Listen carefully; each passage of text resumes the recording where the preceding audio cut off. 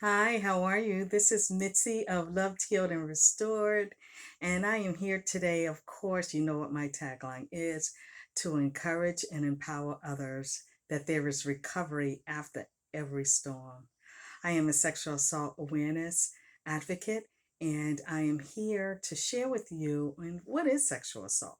We hear about sexual assault, we see it so much in the lives of others. It has become almost in a sense where we're numb when we hear a story because it happens so often. We see it generationally when it happens within families. We see that generational trauma is almost now we can't be safe. No one is immune to it. Doesn't care about sex, creed, color, age. None of that matters anymore. So how do we prevent it?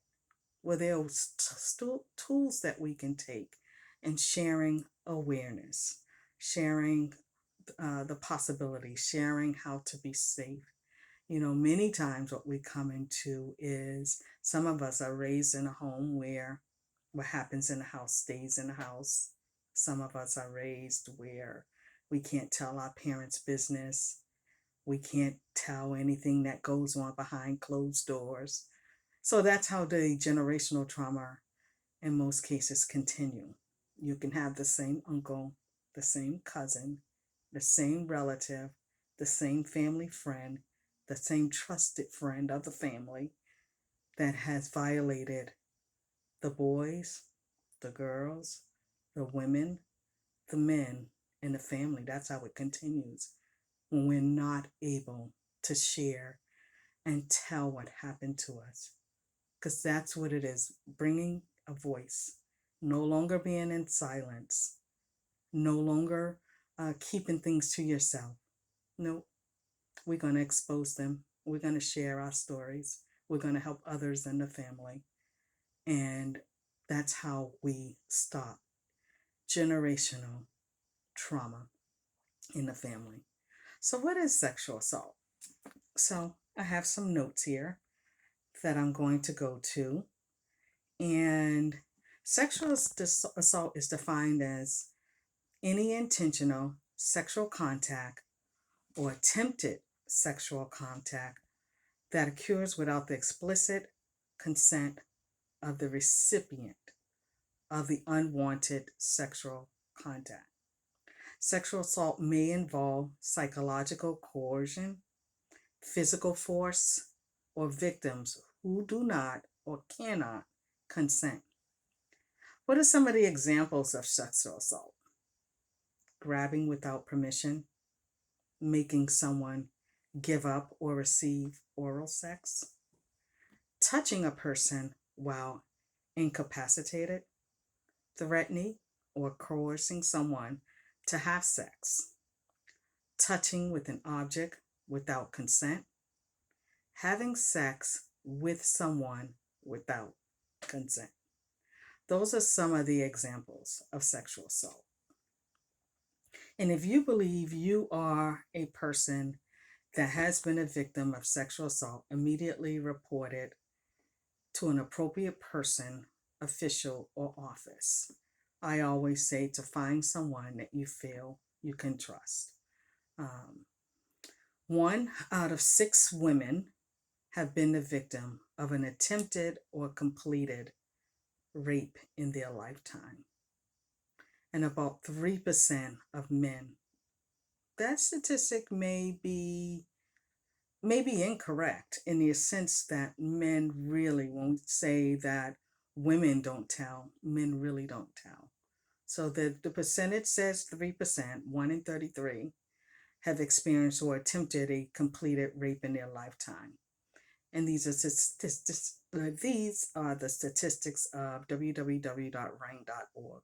Ring is the Rape, Abuse, and Incest National Network. So just about every 68 seconds, a person is sexually assaulted. Just think of that. 68 seconds. We've been on here for I don't know how many seconds, but just imagine every 68 seconds.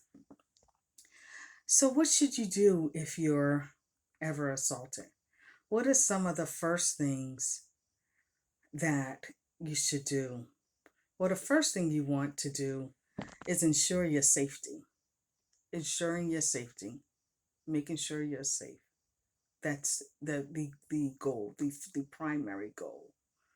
And once you feel that you're safe, reach out for support. That support can be with the police, it could be going to a hospital, it can be telling a trusted friend, a trusted family member, it could be going to, a relative that you truly feel that you can trust and share your story of what happened, and they're there to support you. And also to consider medical options, whether you want to go to the hospital. Some people don't want to go to the hospital. Some people are having a hard time just processing what happened. Because once you're violated, that changes who you are. You're no longer that same person. So you have to process what just happened. Am I sure this happened? Did this really happen to me? So you want to consider medical options, process your experience. That experience that just happened, you want to process that. And consider legal options. Consider legal options. You can always consider legal options. Go to the courts. There's several help out there that you can go to. Um, if you're not comfortable with uh, going legally by yourself, there are sexual assault advocates that can go with you, that can go along with you to support you and make you feel comfortable and strengthen you. They're there to assist you throughout your journey of holding the assaulter,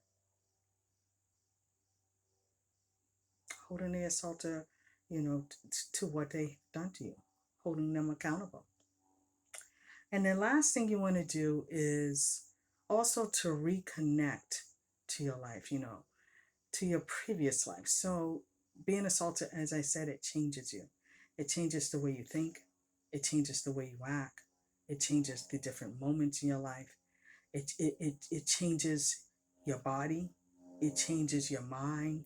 It changes your spirit. It changes your soul. It changes everything about you because nothing's the same. Because someone took something from you without your permission. So you always want to try and reconnect to your old life.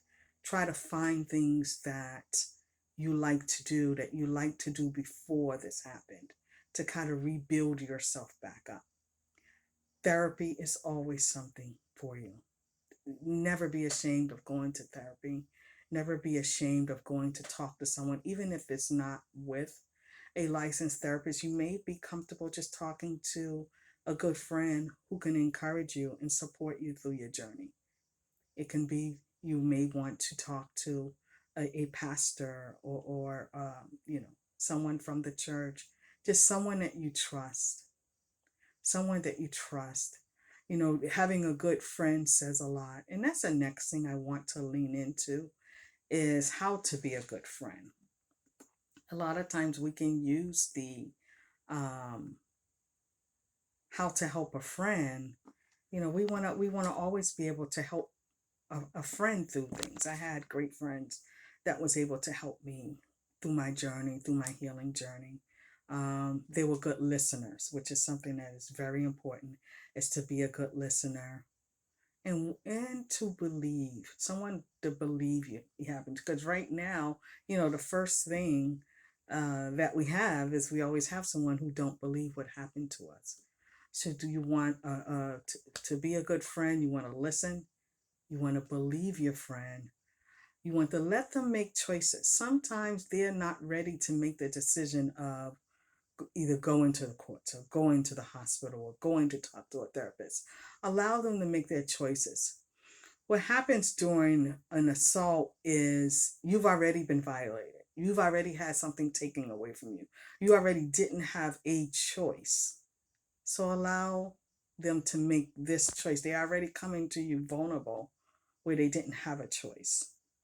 Allow them to make choice, whether it's a choice that you would make or that you wouldn't make. Some people would say that, I would go directly to the police. I would go directly to the hospital.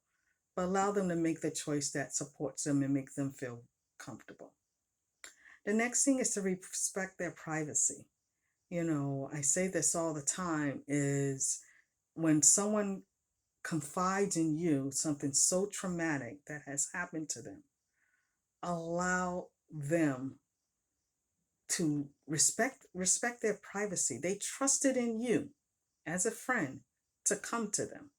So they trust in you with that information, something so traumatic, something so painful, something so hurtful, something just so awful that happened to them. And they came to you with their information, trust, and they placed their trust in you. Respect their privacy. It's not for you to go and tell their story to everyone. Allow them to tell their story and to share their story for when they're ready to. Everything's on their timing. This is what it means to be a good friend, a friend that they trust in. And the lastly is to take care of yourself. Even you as a friend, receiving that information, it can affect you, especially if you're a survivor or they came to you because they knew something happened to you or they thought that you can help them and guide them and see them through. Also, take care of yourself. Take care of the information that they just gave you. Be able to be comfortable in what has happened to them. And that way you can pour back out to them. Because we have to take care of ourselves before we can help anyone else. So it's always good to take care of yourself as well. So I just thank you for being able to share what is sexual assault, how to ensure your safety, what to do